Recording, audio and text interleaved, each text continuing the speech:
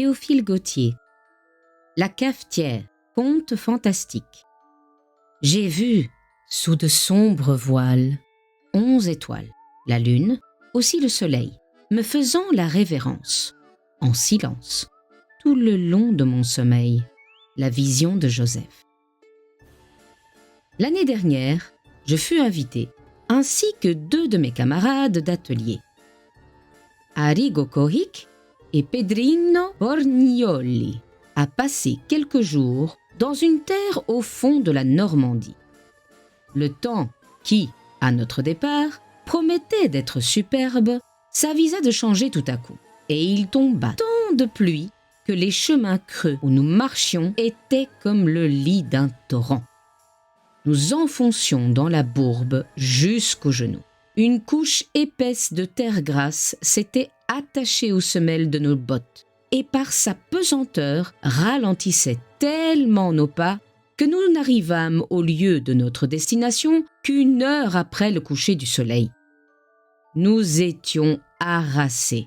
Aussi, notre hôte, voyant les efforts que nous faisions pour comprimer nos bâillements et tenir les yeux ouverts, aussitôt que nous eûmes soupé, nous fit conduire chacun dans notre chambre. La mienne était vaste. Je sentis, en y entrant, comme un frisson de fièvre, car il me sembla que j'entrais dans un monde nouveau. En effet, l'on aurait pu se croire au temps de la Régence, à voir les dessus de portes de boucher représentant les 4 saisons, les meubles surchargés d'ornements de rocaille du plus mauvais goût, et les trumeaux de glace sculptés lourdement.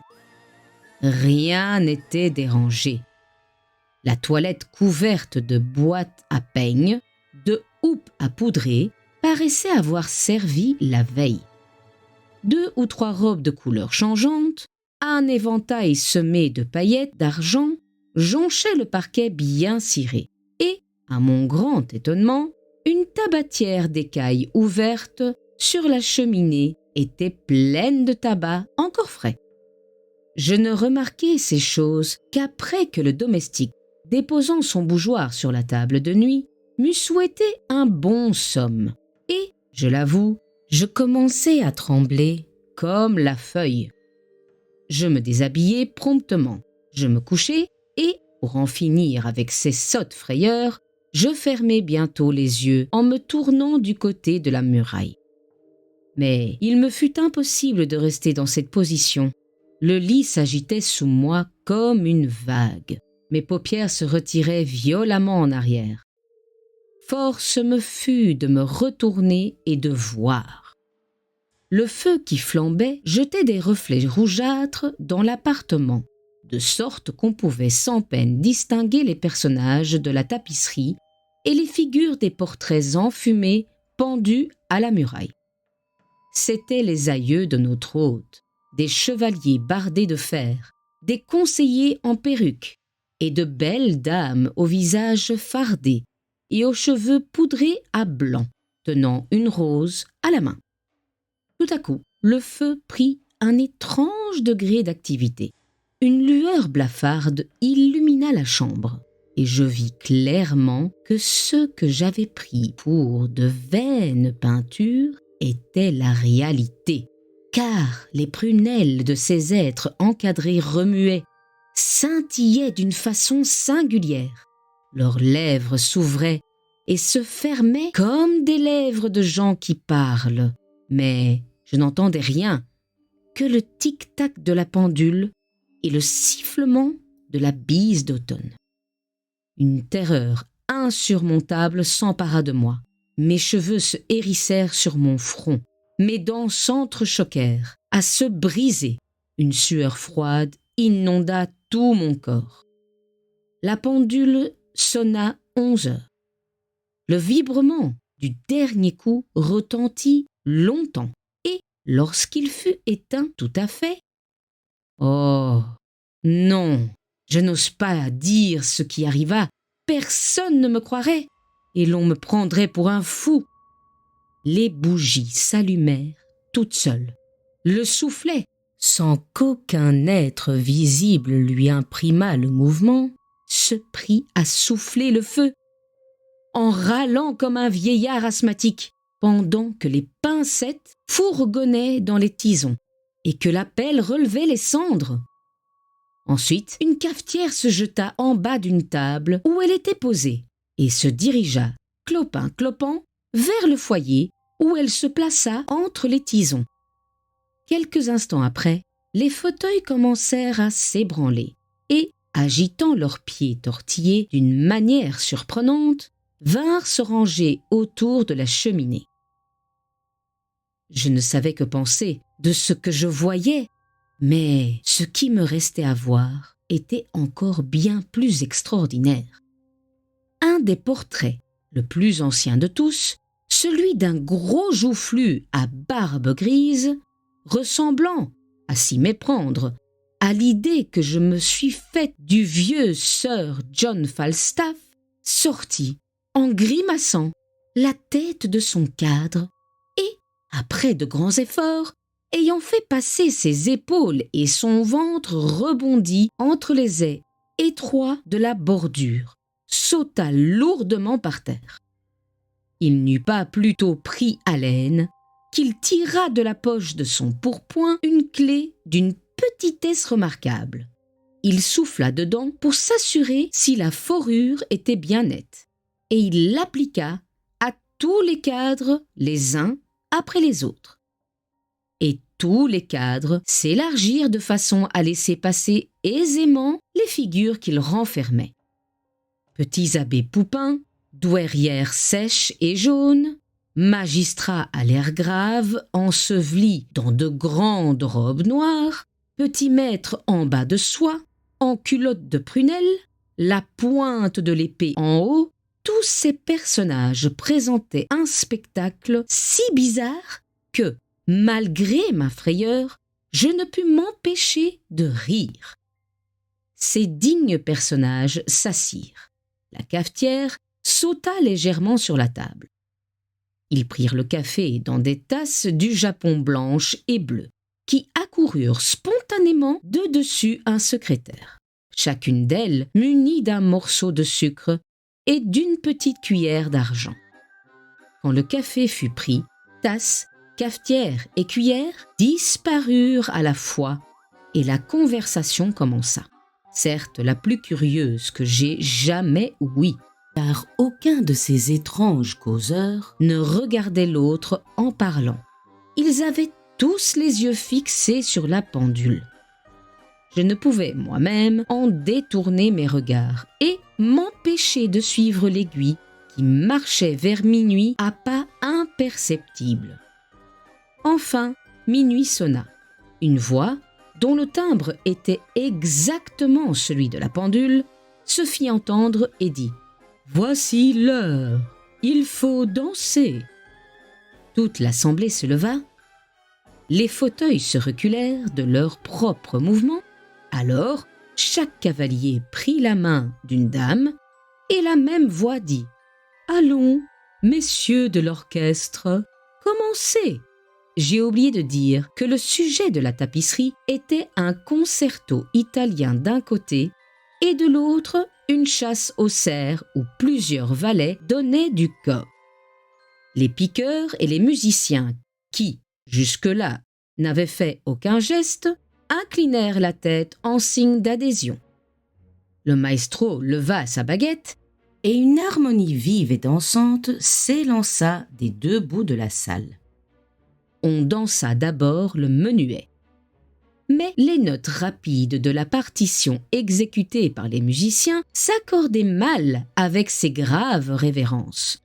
Aussi, chaque couple de danseurs, au bout de quelques minutes, se mit à pirouetter, comme une toupie d'Allemagne. Les robes de soie des femmes, froissées dans ce tourbillon dansant, rendaient des sons d'une nature particulière. On aurait dit le bruit d'ailes d'un vol de pigeons. Le vent qui s'engouffrait par-dessous les gonflait prodigieusement, de sorte qu'elles avaient l'air de cloches en branle. L'archet des virtuoses passait si rapidement sur les cordes qu'il en jaillissait des étincelles électriques.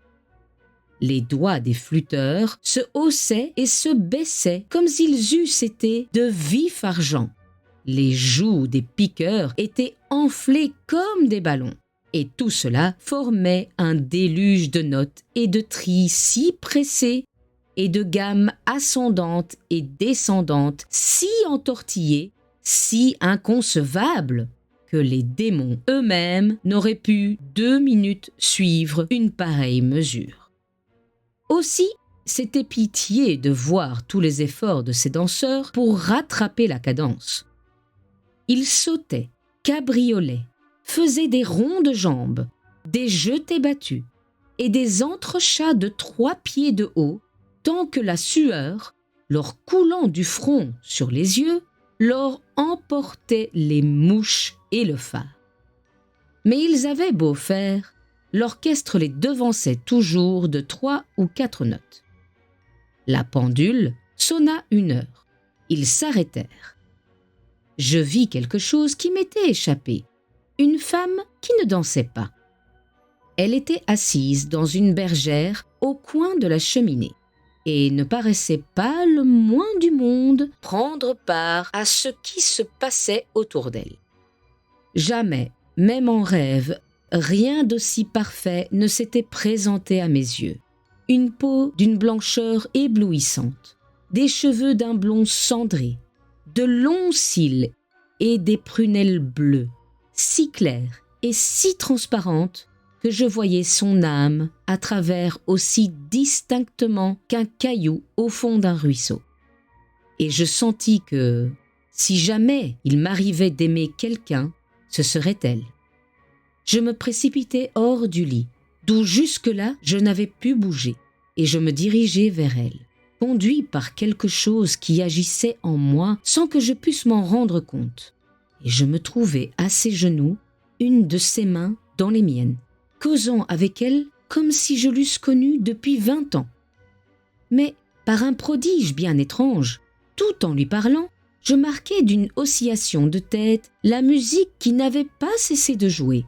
Et, quoique je fusse au comble du bonheur d'entretenir une aussi belle personne, les pieds me brûlaient de danser avec elle. Cependant, je n'osais lui en faire la proposition.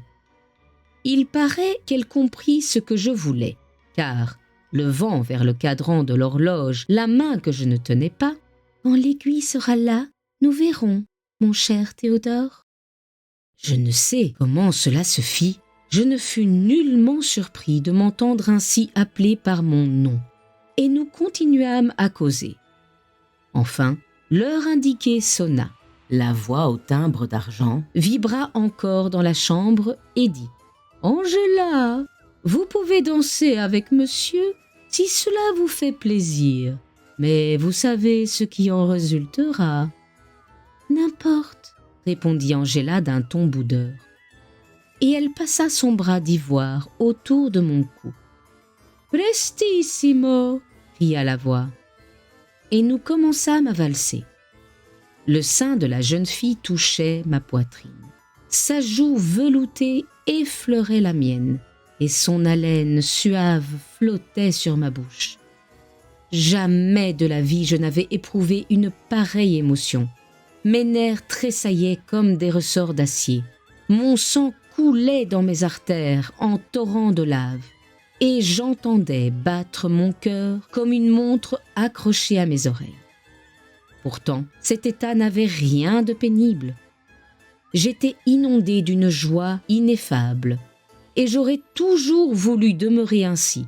Et, chose remarquable, quoique l'orchestre eût triplé de vitesse, nous n'avions besoin de faire aucun effort pour le suivre. Les assistants, émerveillés de notre agilité, criaient bravo et frappaient de toute leur force dans leurs mains, qui ne rendaient aucun son. Angela, qui jusqu'alors avait valsé avec une énergie et une justesse surprenantes, parut tout à coup se fatiguer. Elle pesait sur mon épaule comme si les jambes lui eussent manqué.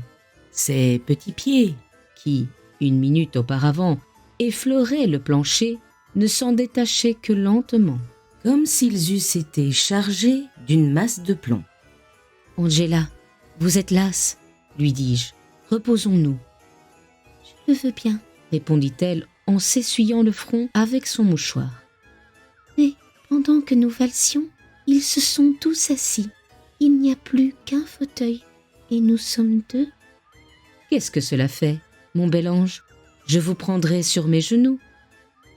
Sans faire la moindre objection, Angela s'assit, m'entourant de ses bras comme d'une écharpe blanche, cachant sa tête dans mon sein pour se réchauffer un peu, car elle était devenue froide comme un marbre. Je ne sais pas combien de temps nous restâmes dans cette position, car tous mes sens étaient absorbés dans la contemplation de cette mystérieuse et fantastique créature. Je n'avais plus aucune idée de l'heure ni du lieu. Le monde réel n'existait plus pour moi, et tous les liens qui m'y attachaient étaient rompus. Mon âme, dégagée de sa prison de boue, nageait dans le vague et l'infini. Je comprenais ce que nul homme ne peut comprendre, les pensées d'Angela se révélant à moi sans qu'elle eût besoin de parler, car son âme brillait dans son corps comme une lampe d'albâtre, et les rayons partis de sa poitrine perçaient la mienne de part en part. L'alouette chanta, une lueur pâle se joua sur les rideaux. Aussitôt qu'Angela l'aperçut, elle se leva précipitamment, me fit un geste d'adieu et, après quelques pas, poussa un cri et tomba de sa hauteur. Saisi d'effroi, je m'élançai pour la relever. Mon sang se fige, rien que d'y penser. Je ne trouvai rien que la cafetière brisée en 1000 morceaux. À cette vue, persuadé que j'avais été le jouet de quelque illusion diabolique, une telle frayeur s'empara de moi que je m'évanouis. Lorsque je repris connaissance, j'étais dans mon lit. Arrigo Cohic et Pedrinho Borgnoli se tenaient debout à mon chevet. Aussitôt que j'eus ouvert les yeux, Arrigo s'écria « Ah, ce n'est pas dommage! Voilà bientôt 1 heure que je te frotte les tempes d'eau de Cologne. Que diable as-tu fait cette nuit?